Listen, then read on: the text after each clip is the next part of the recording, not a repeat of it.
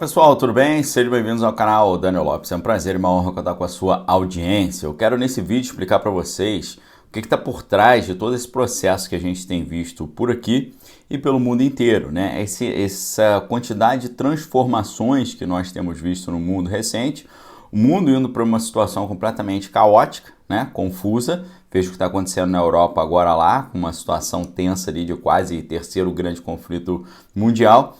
Mas quando a gente entende que essas mudanças que estão acontecendo por aqui, essas coisas estranhas, estão acontecendo pelo mundo todo, nós começamos a entender melhor de onde vem e para onde eles querem levar essa realidade, né? Eu falei do processo aqui, eu gostaria de lembrar vocês que a gente está com uma promoção inacreditável na livraria Daniel Lopes.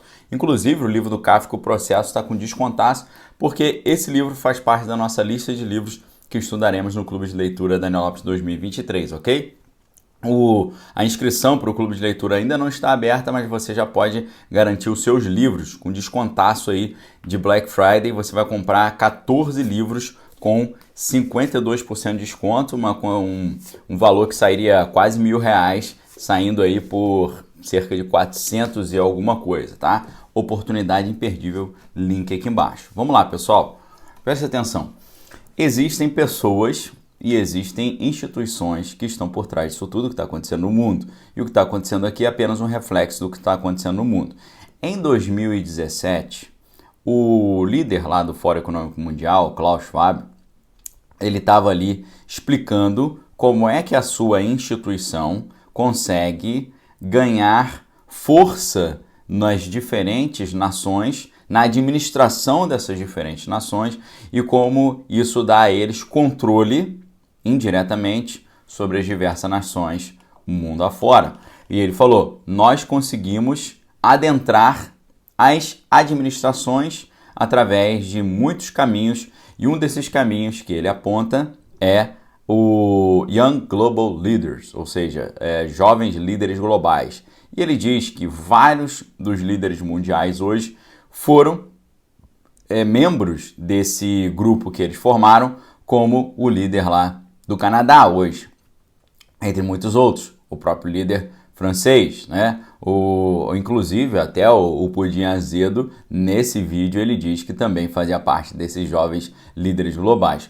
Vou deixar esse link para você aqui embaixo, no primeiro comentário fixado. O vídeo está em inglês, mas pelo menos ali você vai poder assistir e você precisa prestar muito bem atenção nisso. É claro que o grande projeto que o Fórum Econômico Mundial tem propagado mundo afora é aquela ideia do grande reset. A ideia do grande reset, ela envolve o seguinte, envolve uma ideia de que a gestão das diferentes nações deve ser realizada por pessoas que são técnicas e por pessoas que têm uma consciência mais sustentável. A ideia é propor um capitalismo mais social, mais sustentável. E isso faria com que cada vez mais essas instituições, esses grupos, tomassem as decisões e não mais grande parte da população. Dessa maneira também, eles, a partir de 2016, começaram a publicar alguns estudos com perspectivas para o futuro, e essas perspectivas para o futuro apontavam algumas tendências. Uma tendência mais famosa que a gente conheceu é, para 2030 você não terá nada, mas será feliz, tudo que você precisar, você vai alugar e será entregue na porta da tua casa por um drone. Ou seja, a gente está vendo ali duas coisas, o fim da propriedade privada e estamos vendo ali também uma vida em que as pessoas não saem muito às ruas, uma vida mais enclausurada, que as pessoas ficam mais dentro de casa e dependem de entrega serem feitas até elas, ok? Se você olha esse tipo de realidade tem sido chamada de neofeudalismo. Por que neofeudalismo? Antigamente, na Idade Média, o feudalismo ele funcionava da seguinte forma, era um modo de produção que funcionava da seguinte forma. Os poderosos eram donos de todas as terras e eles emprestavam as terras para os vassalos, né? Esses poderosos eram chamados de suzeranos e eles emprestavam a terra para os vassalos e os vassalos trabalhavam essa terra e tinham que pagar ali para o suzerano, o dono da terra, o seu aluguel, a sua mensalidade, ou a sua taxa de impostos. O que significa aquilo? as propriedades eram completamente concentradas na mão de uma pequena elite que emprestava para as pessoas as terras para eles poderem usar. Isso era o feudalismo. Não havia uma propriedade privada dos meios de produção e grande parte da população tinha que pegar emprestado dos outros para poder trabalhar. O que apontava a tendência do Fórum Econômico Mundial para 2030, você não vai ter nada, mas vai ser feliz, tudo que você precisar, você vai alugar e será entregue para você por um drone. Ou seja, é um novo feudalismo sendo instaurado. Obviamente, no feudalismo, o povão não tinha poder de decisão. O povão ficava à mercê das decisões dessa oligarquia, né, ou dessa aristocracia. O que é oligarquia? Oligo, em grego, significa pouco, arqué significa força ou poder, ou poucas pessoas no poder, poucas pessoas no comando. A aristocracia significa o poder dos virtuosos ou dos melhores, porque areté é virtude e aristóis são os virtuosos. É esse mundo que eles estão querendo construir. Para eles construírem esse mundo, eles precisam dar um jeito de enfraquecer a classe média, a gente já falou isso no vídeo anterior, tirar do poder social a sua força, retirar das pessoas os seus meios de ação e fazer com que as pessoas fiquem sem possibilidade de garantir a sua autossuficiência e fiquem completamente dependentes do Estado. Então nós vemos aí um processo que é o seguinte: para você empobrecer a classe média, né, e para você quebrar os pequenos comerciantes que compõem a classe média, nada melhor do que uma sucessão de crises econômicas. Veja o que está acontecendo no mundo desde 2020, com a crise sanitária e depois chegando com a crise na Europa também, que agravou muito a questão do acesso à energia e do acesso a alimentos, né?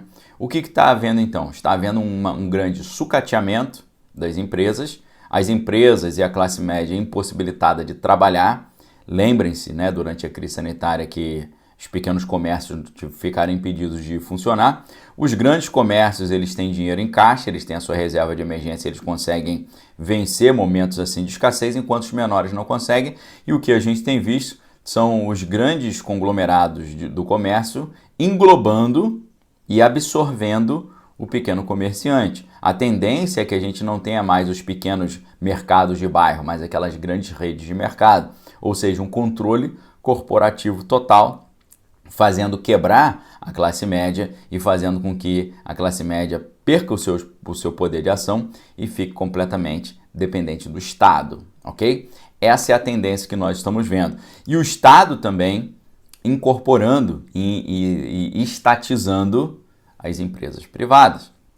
Nós já temos visto isso em várias ocasiões. Tivemos um exemplo recente na Alemanha, porque a Alemanha ela anunciou que a nacionalização da subsidiária lá de Moscou, que mandava gás para eles, né? Eles dizem que a medida é tentar assegurar o abastecimento de gás para o continente europeu. Então nós estamos vendo uma tendência de quebradeira das empresas na Europa e principalmente na Alemanha. Grandes empresas estão com a possibilidade de quebrar e essas empresas, muitas delas consideradas too big to fail, ou seja, muito grandes para falir, serão incorporadas pelo Estado, serão estatizadas. O Estado vai falar, ó, já que a empresa quebrou, a gente vai tomar para nós para assumir o controle.